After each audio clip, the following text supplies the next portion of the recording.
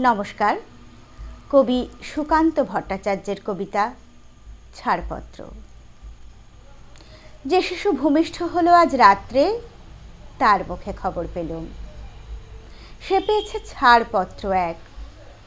নতুন বিশ্বের দ্বারে তাই ব্যক্ত করে অঙ্গীকার, জন্মমাত্র সুতীব্র চিৎকারে।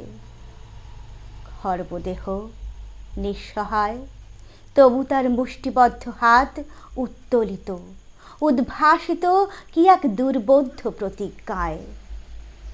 সে ভাষা বোঝে না কেউ, কেউ হাসে, কেউ করে মৃদু তিরস্কার।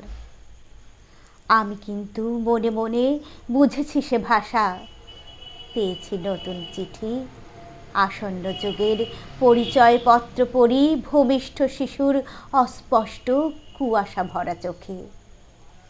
এসেছে নতুন শিশু, তাকে ছেড়ে দিতে হবে স্থান।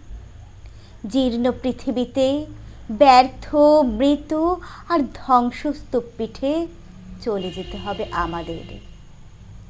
চলে যাব, তবু আজ যতক্ষণ দেহে আছে প্রাণ, প্রাণপণে পৃথিবীর সরাবো জঞ্জাল।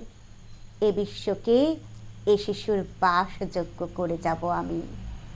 নবজাতকের কাছে এ আমার দৃঢ় অঙ্গীকার।